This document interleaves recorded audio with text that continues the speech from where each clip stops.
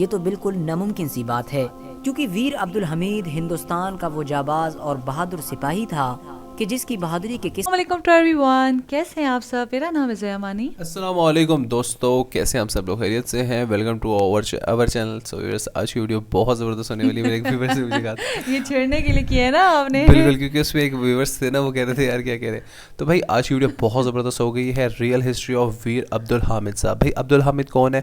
ہر بندوں کے چاہنے والے، ٹھیک ہے، بہت تعریفیں سنی ہیں انڈین آرمی کی، انڈین پاورفل۔ اگر کسی کی بھی مطلب مثال دیتے تو وہ عبدالحامد ہم لوگوں کے سامنے ہی ہے، ٹھیک ہے۔ عبدالحامد ہمارے لیے سامنے زندہ ایک مثال کہہ سکتے ہیں، وہ ہے کیونکہ انڈین جتنے بھی ہیں، جتنے بھی فوج میں، ملٹری میں، جتنی بھی پاورفل مطلب ایک انڈسٹری میں جاتے ہیں تو بھائی وہ ان کے لازمی نام لیتے ہیں۔ مطلب ان سے بہت زیادہ لوگ انسپائر ہیں، کچھ لوگ ایکسپائر ہو جاتے ہیں، لیکن ان سے بہت سارے انسپائر لوگ ہیں، کیونکہ بھائی لوگ پریشان ہیں، کہتے ہیں بھائی اس جیسا جو ویر آیا نا دوبارہ شاید ہی مشکل آئے۔ تو بھائی پہلے دیکھ لیتے اس ویڈیو کے اندر کیا ہے۔ بہت سارے ویورز کہتے ہیں کہ بھائی اس ویڈیو کے اوپر لازمی ریئیکٹ کیے جائے۔ تو 3 2 1 پھر سٹارٹ کریں۔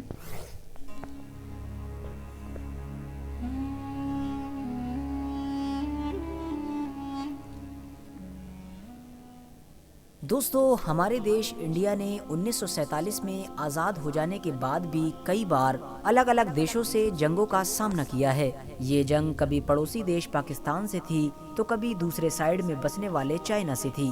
فی الحال دوستو، جنگ جس سے بھی لڑی گئی ہو، لیکن انڈین ہسٹری میں جب بھی جنگ یعنی وار کا ذکر کیا جاتا ہے تو ویر عبدالحمید کو ضرور یاد کیا جاتا ہے، کیونکہ انڈیا میں ہونے والی جنگوں کے بارے میں بات کی جا رہی ہو اور ویر عبدالحمید کا نام نہ آئے، یہ تو بالکل ناممکن سی بات ہے، کیونکہ ویر عبدالحمید ہندوستان کا وہ جاباز اور بہادر سپاہی تھا کہ جس کی بہادری کے قصے نہ صرف چھوٹے چھوٹے بچوں کو سنائے جاتے ہیں، بلکہ آج بھی جب بھی کوئی جوان انڈین آرمی میں شامل ہوتا ہے تو اس کے دل میں بس ایک یہی خواب ہوتا ہے کہ وہ بھی ویر عبدالحمید کی طرح ہی بن کر دکھائے گا۔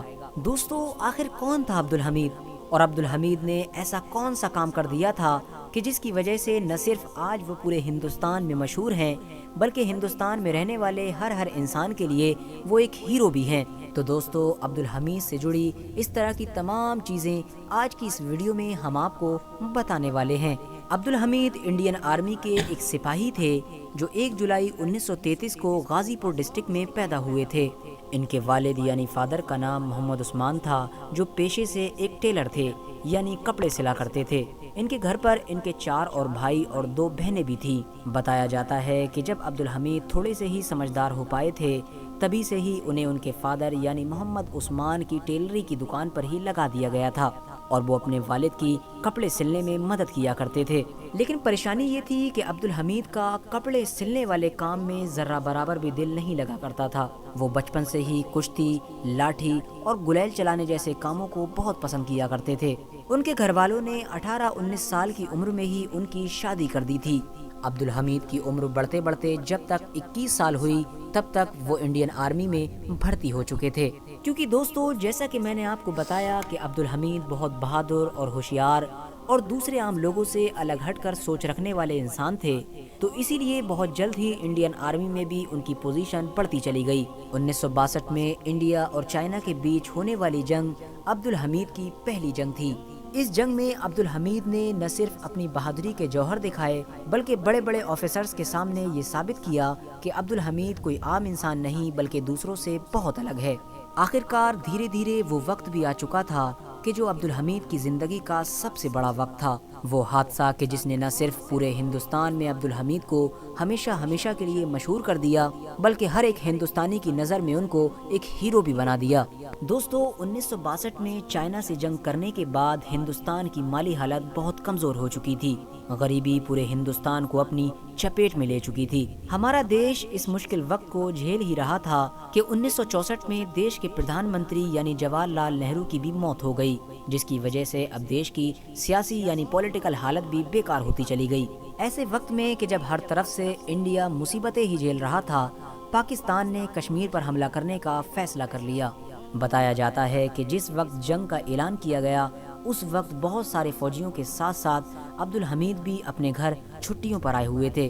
عبدالحمید کو جیسے ہی اس بات کی خبر لگی کہ بارڈر پر جنگ چھڑ چکی ہے اور سبھی فوجیوں کو واپس آنے کا آرڈر جاری کیا گیا ہے، تو انہوں نے فوراً واپس جانے کا فیصلہ کیا۔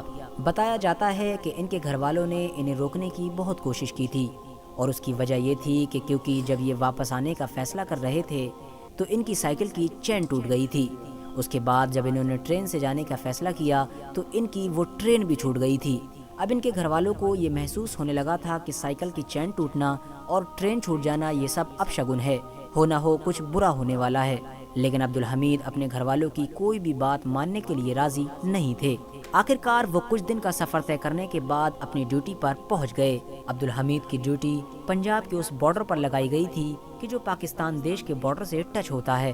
دوستو 1965 کی جنگ میں پاکستان نے سب سے پہلے جموں کشمیر سے ہی گھسنے کی کوشش کی تھی, لیکن کیونکہ وہاں پر تو پہلے سے ہی پوری انڈین آرمی الرٹ پر تھی, اسی لیے وہ اس علاقے سے گھسنے میں کامیاب نہ ہو سکے.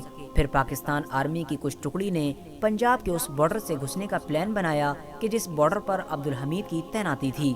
عبدالحمید کو جب کسی عام ناگرک کے ذریعے سے یہ خبر ملی کہ پاکستان کی ایک ٹکڑی اپنے بڑے بڑے ٹینک لے کر اسی راستے سے اندر گھسی چلی آ رہی ہے تو وہ فوراً سترک ہو گئے. انہوں نے اپنے انڈر میں رہنے والے سبھی فوجیوں کو اکٹھا کیا اور سرچ آپریشن شروع کر دیا. عبدالحمید اس وقت RCL نام سے پکاری جانے والی ایک ایسی جیپ پر سوار تھے کہ جس جیپ کے آگے کی سائیڈ میں گولہ پھینکنے والی بندوق لگی ہوتی ہے. ان کے برابر میں ہی ان کا ڈرائیور نصیر بیٹھا ہوا تھا.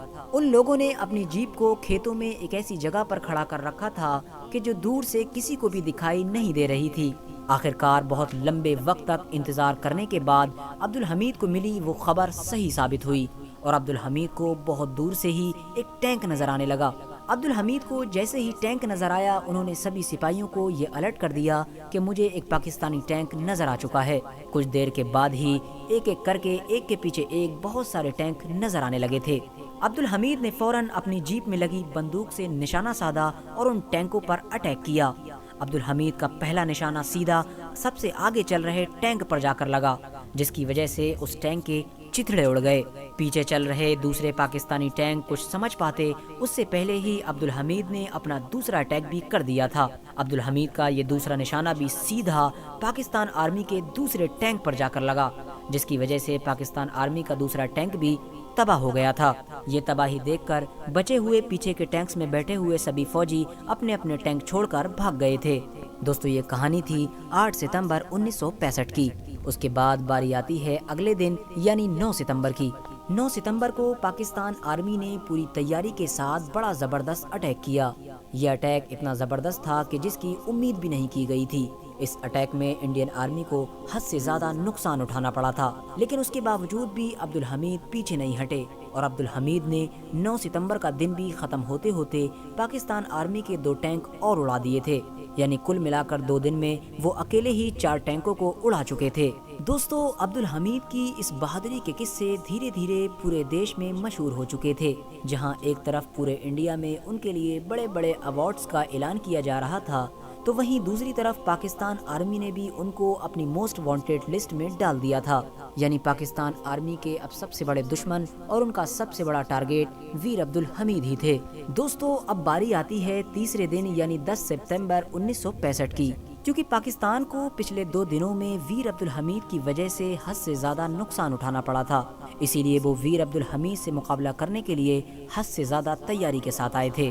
ویر عبدالحمید نے بھی تیسرے دن اپنی رڑنیتی کو بدل دیا تھا اور انہوں نے اپنی پوری ٹکڑی کو 3 حصوں میں ڈیوائیڈ کر دیا تھا. بٹی ہوئی تینوں ٹکڑیاں کھیتوں میں چھپ چھپ کر پاکستانی ٹینکوں پر اٹیک کر رہی تھیں. حیرانی کی بات یہ ہے کہ تیسرے دن پاک آرمی کے اتنے مضبوط ہونے کے باوجود بھی عبدالحمید پاک آرمی کے 3 اور ٹینک تباہ کرنے میں کامیاب ہو گئے تھے. لیکن بدقسمتی کی بات یہ تھی کہ اس بار پاک آرمی نے ان کی RCL جیپ کو دیکھ لیا تھا.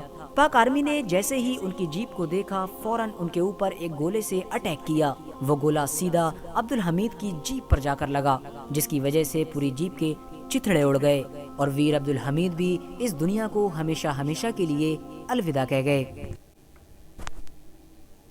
یار بہت زبردست سٹوری تھی, مطلب مزہ آ گیا ہسٹری تھی, بالکل بہت زبردست ہسٹری تھی عبدالحمید صاحب کی. تو میں ایک اور بات کہنا چاہتا ہوں, دیکھیں آج کل جو مطلب باتیں چل رہی ہیں نا انڈیا کے اندر ہندو مسلم, دیکھیں یہ مسلمان تھا بات ہی ختم ہو جاتی ہے. اس نے کتنی جرت دکھائی ہے. آپ یہ دیکھیں نا, ساری باتیں چھوڑیں کہ انڈین آرمی میں جو آنا چاہتا ہے وہ سب سے پہلے ان کا قصہ دیکھتا ہے کہ 1965 کی جو جنگ تھی اس میں کتنا اہم کردار ادا کیا تھا ویر عبدالحامد صاحب نے.